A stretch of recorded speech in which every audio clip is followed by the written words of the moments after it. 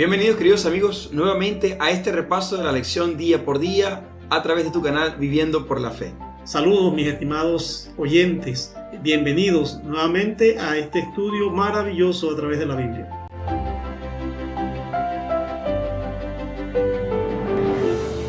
Muy bien, para el día martes tenemos el aspecto que menciona la Biblia con relación al crimen, al primer crimen que se comete y que está registrado en las Sagradas Escrituras, y lo conseguimos precisamente al principio de la historia de este mundo, en el capítulo 4 de Génesis, versículos 3 al 8.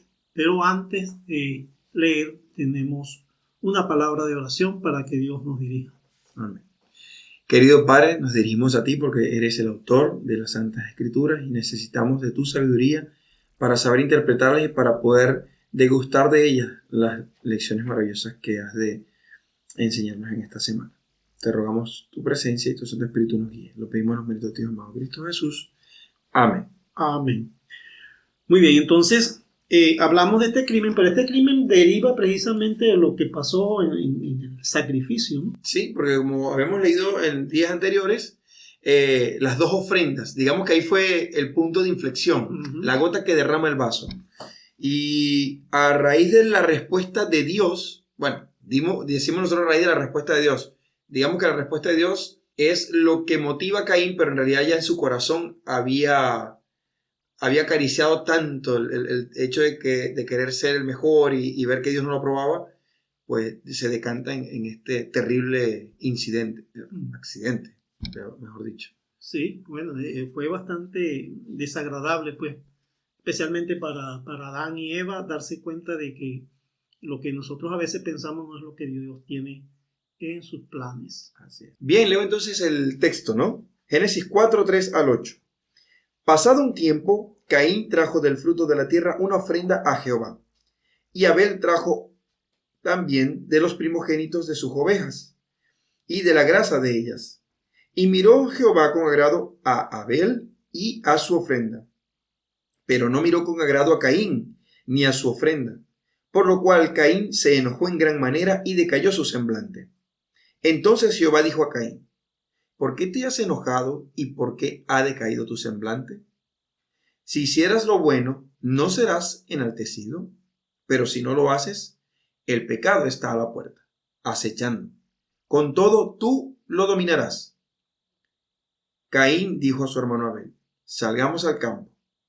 Y aconteció que estando en el campo, Caín se levantó contra su hermano Abel y lo mató. Ok. La ira de Caín entonces estaba dirigida en primer lugar a Dios, porque escogió la ofrenda de Abel. Y en segundo lugar estaba dirigida a Abel porque era la razón de su celo. Porque estaba celoso, pues, ¿no? O mejor dicho, era el hijo predilecto, era el hijo preferido, y resulta ser que Dios le da el beneplácito es a Abel y no a él. Y entonces eso enciende todas esas cosas que lleva uno por dentro. Ese orgullo alimentado. Sí, el pecado, pues que uno nace con eso, ¿no? Uh-huh. Y va poco a poco desarrollando ese mal que uno lleva por dentro, a consecuencia de que somos pecadores porque Adán pues dejó el legado del pecado en nosotros. Así es. El deseo de la carne. Eso fue poco a poco, porque imagínate, lo pensó. Dijo, bueno, yo voy a invitar a mi hermano a salir al campo y él va a ir. Eso tuvo que haber sido una situación bastante triste. O sea, si te lo piensas, yo me imagino a Abel ignorante de la situación. Oye, sí. Diría, oye, mi hermano me habrá invitado a compartir, quizás a solventar situaciones, porque yo me imagino que con el tema del pecado algunas rencillas hasta habrían tenido de alguna manera u otra. Y qué triste, ¿no? Que sea para matarlo. Oye, que lo haya premeditado. Sí, lo pensó, ¿vale? Y encontramos aquí que el Señor trata más bien, Él se da cuenta de todo esto, pues Dios conoce el corazón de la persona, conoce el corazón del ser humano, lo más intrínseco del corazón lo conoce Dios. Pero el que no, inclusive el mismo hombre no conoce lo perverso y lo dañino que hay dentro de nosotros. Entonces, en Génesis 4:6 dice, entonces Jehová le dijo a Caín, ¿por qué te has enojado? Sí, te has enseñado y por qué ha decaído tu semblante. ¿Por qué te has enojado? Que el enojo no es un buen... Mira, tú sabes que esa pregunta es interesante, Abraham, porque ¿cuántas veces no nos pasa a nosotros que nos molestamos? Oye, sí, y las personas nos dicen, pero ¿por qué estás molesto? Y uno todavía es orgulloso y dice, no, yo no estoy molesto. No reconoce. No, nos cuesta reconocerlo, porque saben que de alguna u otra manera nos sentimos heridos, por alguna manera.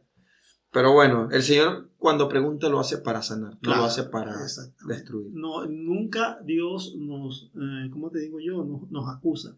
Siempre Dios quiere que reflexionemos, así como Él quiso que Caín reflexionara en todo lo que él estaba sintiendo hacia su hermano Abel. Uh-huh. Y siempre trata de que nosotros comprendamos la situación, porque Él la comprende, pero nuestra condición pecaminosa muchas veces nos cegamos. Entonces Dios trata en lo posible de que nosotros pongamos interés en reconocer cuáles son nuestras debilidades, cuáles son nuestras flaquezas. El Señor busca siempre redimir, siempre busca redimir a su pueblo, e incluso cuando nosotros fallamos en forma abierta. Uh-huh. ¿Ves? Que sabemos que eso es un pecado, que estás pensando en ese pecado y lo cometes en forma abierta, aún sabiendo que no lo debes cometer. Claro. Sin embargo, Dios trata siempre de buscar que nos demos cuenta de esa terrible situación, y si hemos pecado, como Él dice allí en 1 de Juan, dice que tenemos ese abogado defensor, ese abogado que va a intervenir por nosotros y va a pedir el perdón y va a cubrir esos pecados que nosotros hayamos cometido. Dios empieza a aconsejar a Caín, ciertamente si haces lo bueno. ¿Qué es hacer lo bueno? Hacer lo bueno es hacer la voluntad de Dios. Exactamente. ¿Ve? Hacer lo correcto. ¿Ve? Entonces algo, dice allí, algo se producirá. ¿Por qué? Porque se producirá, porque entonces yo te aceptaré, claro. yo te recibiré, recibiré lo que tú me tienes que traer a mí como ofrenda y como sacrificio. Pero si no hacen lo bueno, el pecado está a la puerta. Si no hacen lo bueno, el pecado está a la puerta, está tentando allí. Ahora, el pecado curioso. Está acechando. Es como acechar ese animal allí, ese felino, cuando está preparado, emboscando, tratando de hacer una emboscada, porque eso es lo que hace Satanás. Exactamente. ¿Ve? Entonces, es peligroso que nosotros no tratemos de hacer la voluntad de Dios. Exacto. O que en el orgullo seamos incapaces de reconocer nuestra condición. Correcto. Ese es el gran peligro. Sí. Porque mira, el pecado se puede enseñorear sobre nosotros. ¿Cuál es nuestra salvaguarda en este caso? Que nosotros nos acerquemos a Dios, hagamos la voluntad de Dios, y de esa forma nosotros vamos a mantener lejos. Vamos a contrarrestar el mal. Fíjate que Santiago 4:7 lo dice, dice, someteos pues a Dios, resistid al diablo y él huirá de vosotros. Que eso es lo que tenía que hacer Caín. Sí. Cuando Dios se acerca a él es para que precisamente Caín se refugie en él. Uh-huh. Lo hermoso habría sido que Caín le diga, sí, Señor, yo me siento decepcionado. Yo pensaba que lo que estaba haciendo estaba bien. Mis padres incluso me animaron. Yo pensaba que estaba bien y ahora veo que mi hermano menor, el que básicamente era el que no valía para nada, tú eso sí lo aceptas. Yo me siento herido. Y Dios se lo hubiese explicado. O al menos es lo que Dios quería dar la oportunidad de entender a Caín. Pero lamentablemente Caín continuó en su rebelión. Lo mismo que pasó con Satanás. Oye, sí. Yo me imagino eso porque él continuó pensando, y entró en medio de su ira, pensó y ¿cómo te digo yo? Se centró tanto en eso que se cegó. Se cegó, pues igual que Lucifer. Lucifer estaba allá y sabía que eso estaba malo, pero él seguía adelante en lo malo, en saber que en contra de la voluntad de Dios. Pero tú debes aprender a ejercer, y dice allí que tú debes aprender a ejercer ¿qué? Autoridad sobre el pecado. Así debes aprender a gobernarlo, y eso es una promesa, sí. De hecho, que tú dices, esa promesa está allí mismo en el texto, porque Dios le dice, el pecado está a la puerta y acechando, con todo, tú lo dominarás. Correcto. Esa es una promesa de Dios. No es que está diciendo Dios, mira, tú con tu fuerza. No. Dios te está prometiendo que lo puedes dominar. Claro. Y cuando Dios promete algo, lo cumple. Porque por algo lo está diciendo Dios. Una cosa es que yo te diga, Abraham, mira, Abraham, ve con tu fuerza y haz esto.